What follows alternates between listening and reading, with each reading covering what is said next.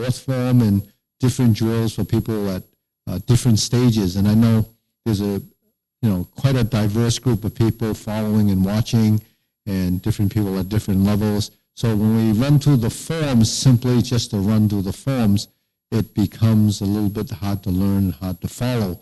So in the morning class, I actually did a little bit with each form so that you'll have something to work with. So working with the fourth form, we all know that we have the salute, and we have a series of movements in the fourth form that's typical. This is our typical salute. And what I got to in the form was that when we move and adjust our feet, that we have to focus on how we get back into the horse stance.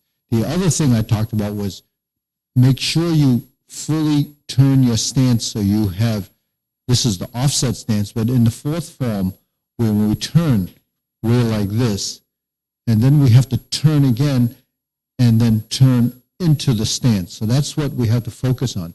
Because while we can move our hands pretty well after doing a bunch of the drills, we have to continue to focus on how we move our legs.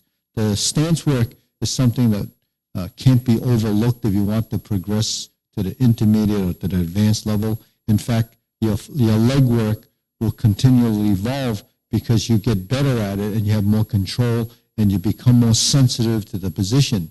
Now, if your hands and legs are working together, then you have to really begin to free up the legs. So what's the biggest conflict in movement is tension.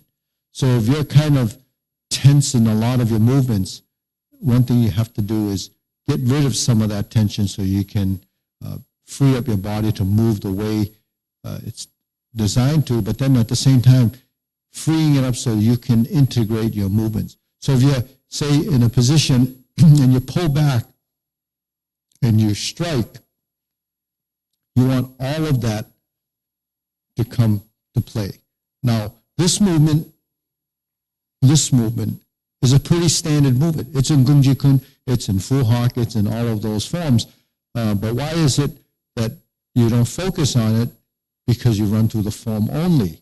So you have to kind of understand it and define what that movement is. Define what that movement is. Define the stance, define the step, and then time the movement so you're in your stance, okay? One thing a lot of people don't do going into horse to leaning stance is not transitioning so the knee lines up with the toe. You see that? Some people go from here to here, and then they go like this. So I stood up. So how's that going to affect the force going forward? Your momentum is in a direction. So if I'm going in that direction, you want the force to go that way or down. You don't want to just go from here and then go like that. That kind of stops the movement from going or projecting forward. So understanding why you go from a horse to leaning is the projection of that force in a direction. You don't throw a punch, stand here and punch like this.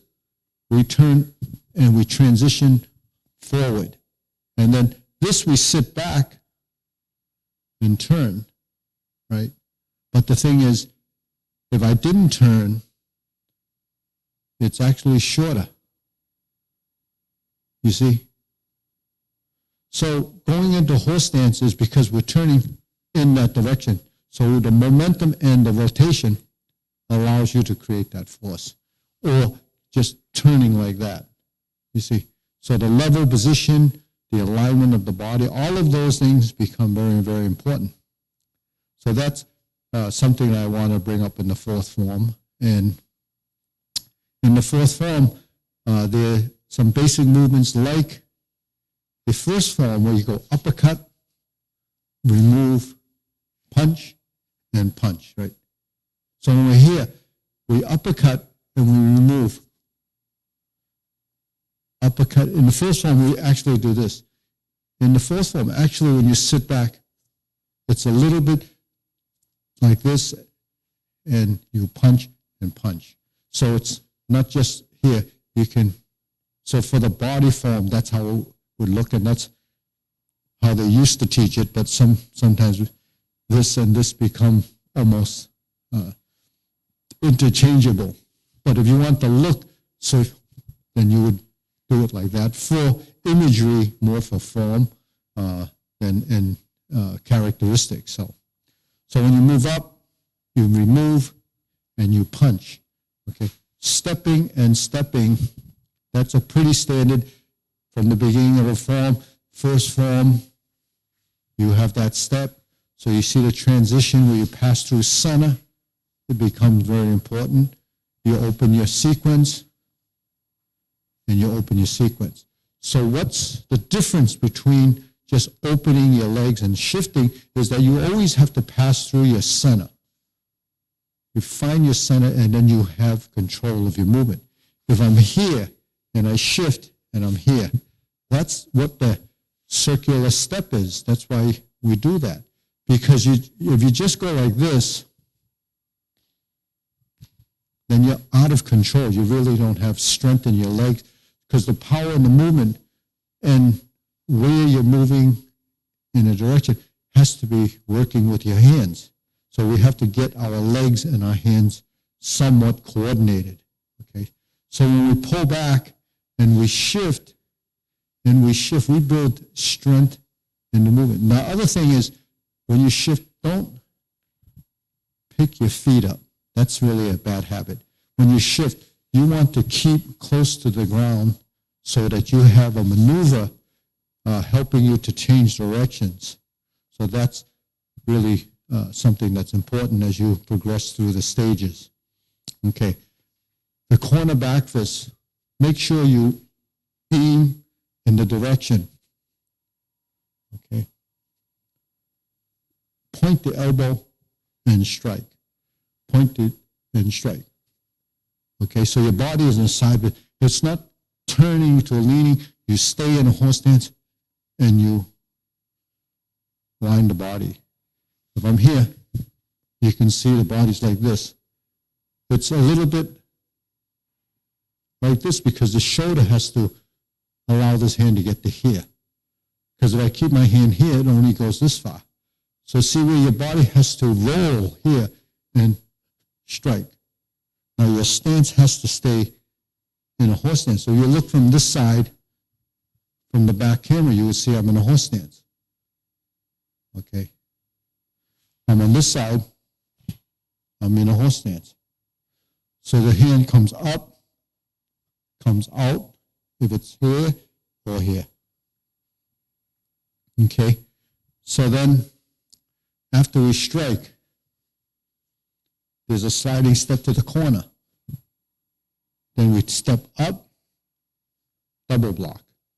So we're here. Pull back, pass through your center, create the double block here. Okay? 1, 2, 3, 4, 5. Okay, so where's the back fist? How high? About here or here. Between there and there is okay. Back fist goes to the face. Palm goes to the waist. High block goes here. This goes right in front of this. Solar plex. Here. Drop. So we're protected here. Not here. Here. Step.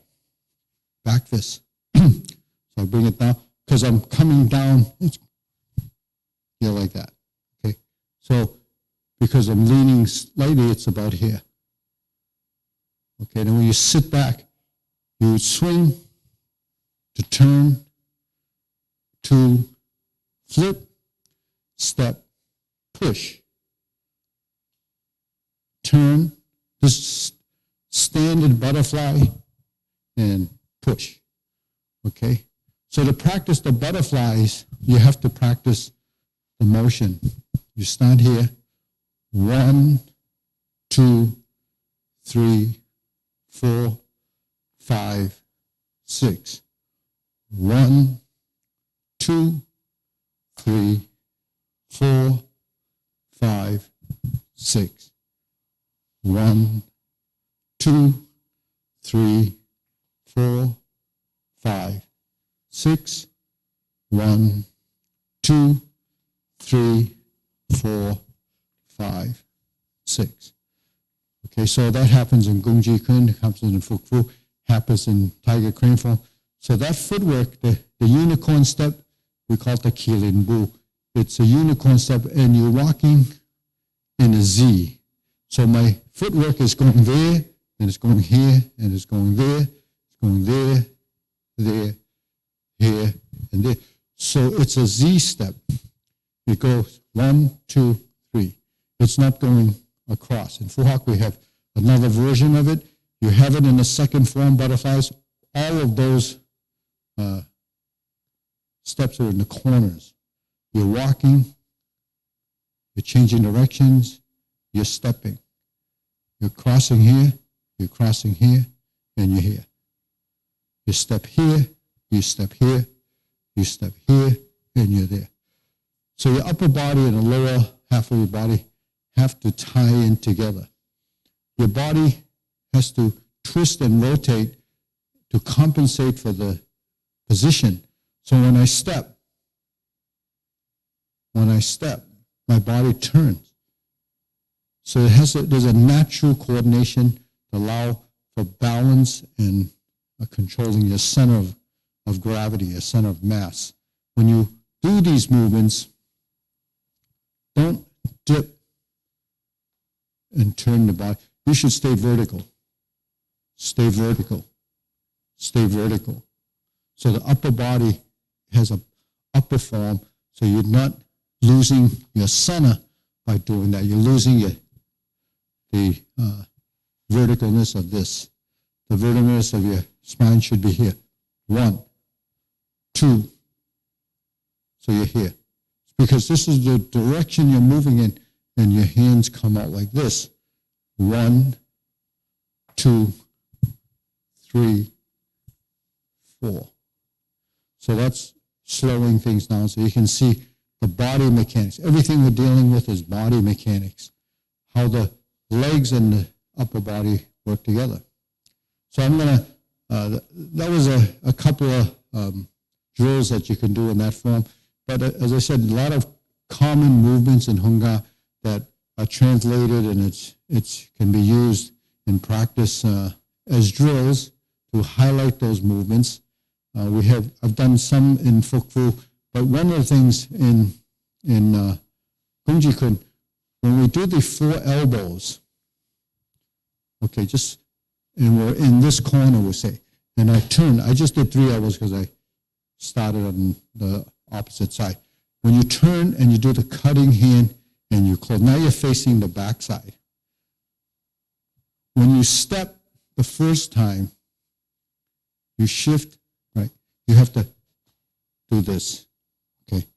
So you're going that way to shift like this. So we're going that way. Normally, if we're going that way, we would do this, right? Isn't that the typical turn? This is unique in Gung Kuen, where we're turning like this, right? So what is that? It's kind of a side step. So what we're doing is, I want to go this way, so I move. Okay, I want to go this way, so I move. So that's what you're doing in that specific thing, is learn how to, it's called a cow bu. You're hooking your foot. You're hooking your foot is this. So from here, I turn, put this foot here to do this, right? So this, and this. If I turn, now I'm on this side, okay? So I know when we turn, we have 3 movements as a series. So after we do this, we cover offset horse, and then we cover to go to vertical, big, adjust, low, dropping. So you're slicing around like this in this position. Now we're going to shift our weight. 1, 2, 3, 4, 5, 1. Now here, slice.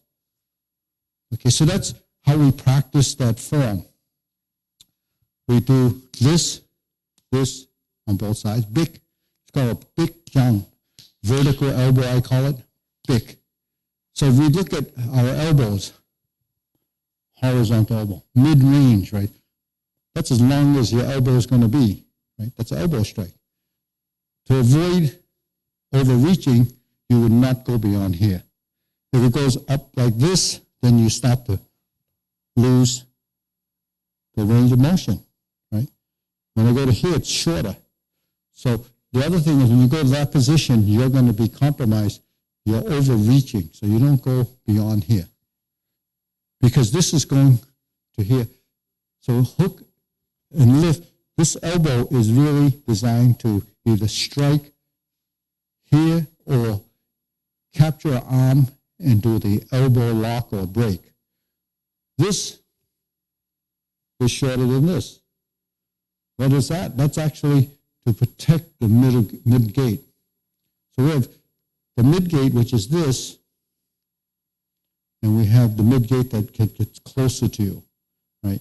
So if a punch comes, it can be here. You can intercept it here, you can intercept it here, or you can intercept it here, right? So how do you avoid getting it here? Well, you have to turn, right? So if you can't get it here, you have to turn here, because you're not always able to block here, because what if your hand is here? Then you would have to do that. So that's what a bick is. A bick is short range movement, mid-range movement, longer range movement. So it gives you the three levels or three distances that you cover in the style, because we have not just short range movement, we have long range movement. So short range movement or mid-range is this.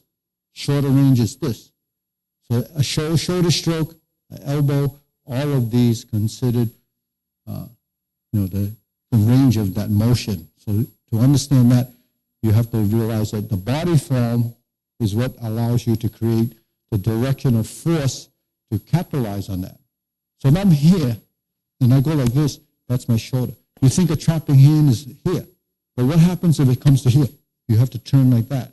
So that sort of disrupts your opponent. So if I go like this and I do this, that's a transition that takes me to another direction, right? Someone puts a hand on the shoulder, you turn. Well, you turn, then you turn. So that's what body form comes into play. So most of us, in the beginning, don't realize that, well, everything is out here. But actually what happens if it gets beyond there or comes close to you, you have to have your short range movements, and that comes into the elbows, your shoulders, and your torso. So if something comes into my chest, if I turn like this, that's a close movement. But this is not defined enough. You have to be this. Right? So from here, and I cover, this becomes big. So if I grab an arm and I come in like this, there's capturing here, coming here. Not an elbow strike or break. You're coming to vertical because it's only here. If you're here, that's one thing, but you're here. So that's why 1, 2. Okay, now you have to imagine this movement now. 1, 2, 3. Okay, so you step behind your opponent and swept. So what did you do? See, 1, 2, 3, 4. So you have your opponent's arm, you step in, control the arm, and then you come across like this. So that's the takedown. Can you see that? So visualizing the movement, visualization of the movement ties into the effectiveness of the technique. But what you just saw me do is 1, 2, 3 in the same direction, right? Because if I went like this, in the form it's this. But in using it, when you go like this, 1, 2, 3, you actually have to take your step forward. So why do it in a form like that, if that's how you're going to use it? It's because it's training you to be mobile and develop agility of footwork. It allows you to turn and twist your body in a direction and to build the maximum potential of your back strength, the weight strength from your waist. When we speak of the waist, we speak of the back, this whole section. It's not, when we say the waist, it's not where your belt is. The belt is where you go through the loops, that's your waist size. It has nothing to do with what we refer to as a waist in Kung Fu. In Kung Fu, the waist is this whole, it's called the waist area. And the waist area encompasses all of the body twisting. So when you twist, when you do an elbow, boom, your body becomes part of that movement. When you strike, your body becomes part of it, and your body becomes part of that. So all of this is programming everything that we're learning into our body. It's all a motor skill. We have to heighten our body's intelligence by practicing this certain way. And when you start to pull all of this stuff together, it's improved timing and produce accuracy, position, all of this, because you have to know where you're generating the power from. So where you generate power will vary through your experience. Now, newer people will have more trouble doing it because they don't have control of their legs. They don't have control of the torso. They don't have coordination between the hands and legs. So if you're going through this process of how do I get better, how do I advance, start by looking at the total movement, not just the hands. Look now to the body. Look now to the legs.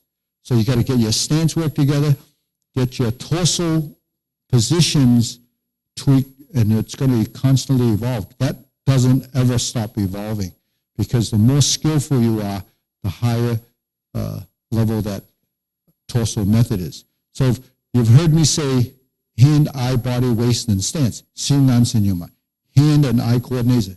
Body is what we just talked about, the waist, the body form, the angular position, the rise and the fall, the back rounding, the back straightening. All of this becomes torso movement or torso method, right?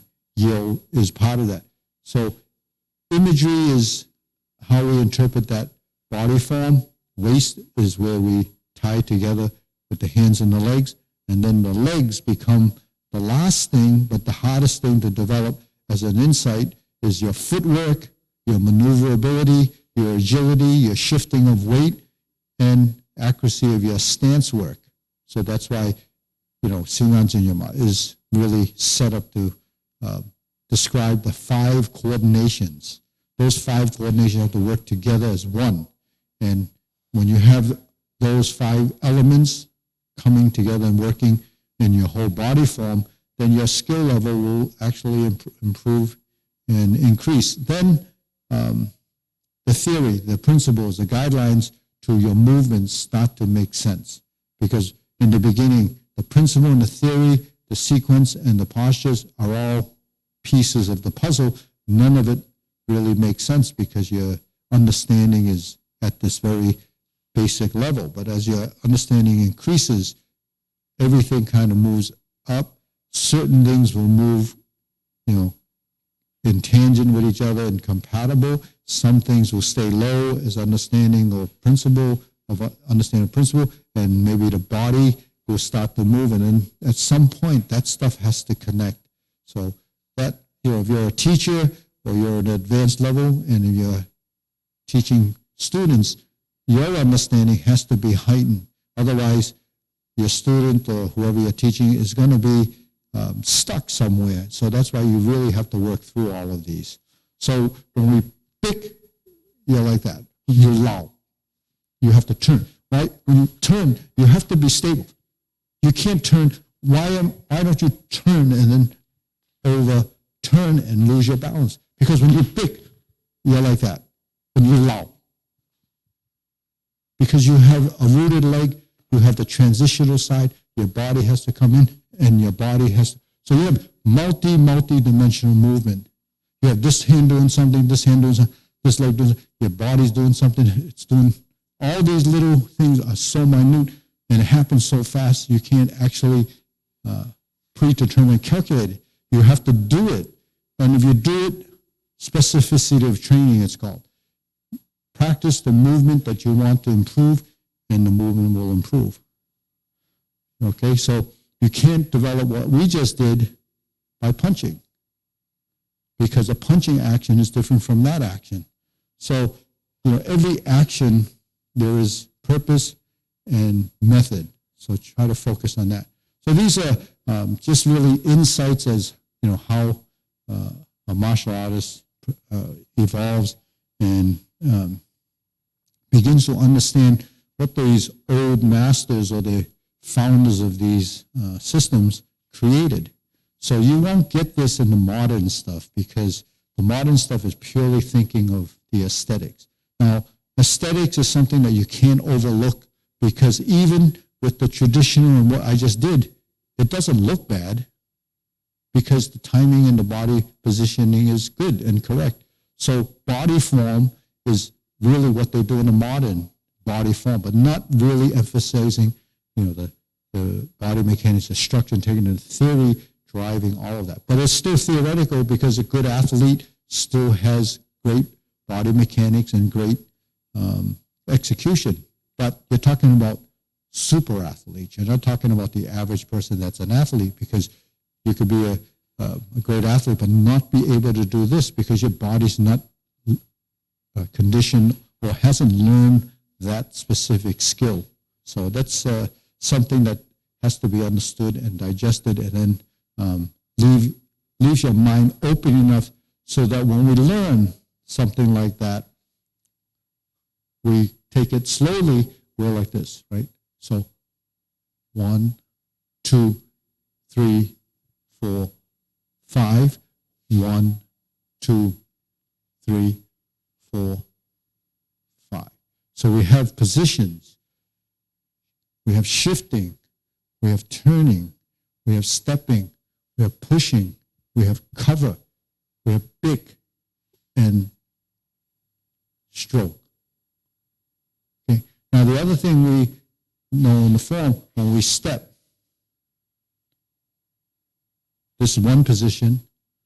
When you toe out and step, here's your second position. So this and this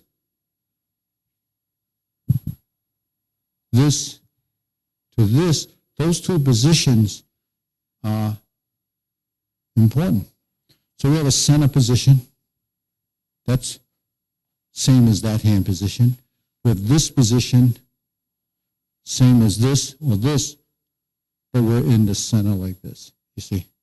Because what we're doing is sweep, lift, push.